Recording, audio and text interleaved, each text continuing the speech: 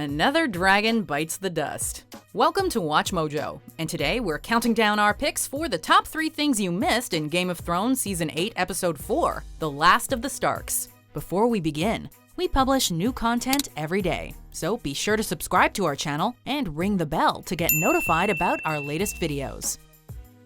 Number 3. David Benioff and D.B. Weiss. I saw him riding that thing.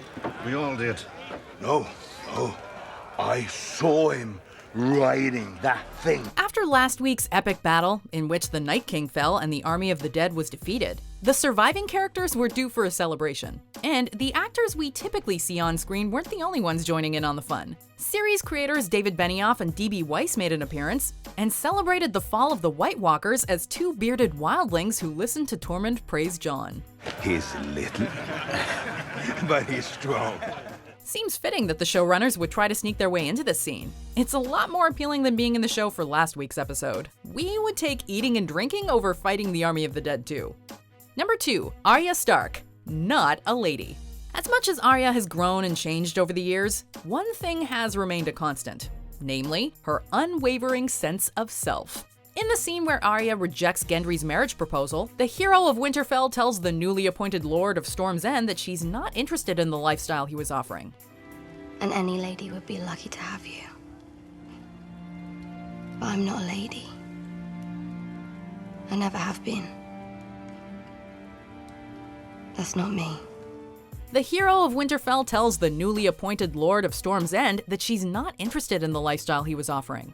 This line is a callback to several scenes in the series, as Arya has basically been trying to tell people this since season 1. In the 4th episode of the first season, when Ned tries to tell Arya that her sons will one day be knights, princes, and lords, Arya objects. No. That's not me. This scene also calls back to the Nymeria scene from season 7. That's not you. Frankly, Gendry should have seen this coming given how often Arya has told him that she's not interested in being a lady. I should be calling you Milady. Do not call me Milady. As Milady commands. Oh, is that a command, Lady Stark?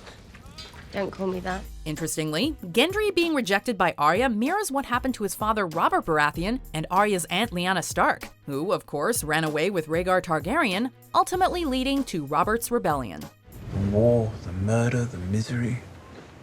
All of it because Robert Baratheon loved someone who didn't love him back. Before we get to our top moment, here are some of the best lines from this week's episode. Do you know how long I've waited to tell tall person jokes? I don't plan on coming back.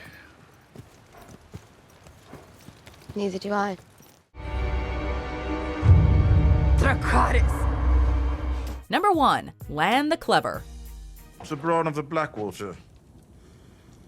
Where's your drink? Turns out Bronn was paying attention whenever Tyrion waxed poetic about the histories of the 7 kingdoms. When negotiating with Tyrion and Jaime, Bronn rightly notes that House Lannister was founded by someone just like him. Highgarden will never belong to a cutthroat. No?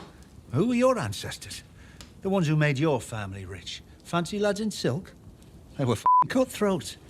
That's how all the great houses started, isn't it? He was referring to Lann the Clever, who lived during the Age of Heroes and swindled Casterly Rock away from House Casterly by using nothing more than his wits. Supposedly, he would stir conflict between members of House Casterly by stealing from one brother and planting the loot in another's chambers. That sounds a lot more like something Bronn would do than either Tyrion or Jaime. And should Sir Bronn of the Blackwater take Highgarden once the war is over, there will likely be songs and legends written about his clever and ruthless climb up the Westerosi hierarchy. Do you agree with our picks? Check out these other great clips from WatchMojo, and be sure to subscribe and ring the bell to be notified about our latest videos.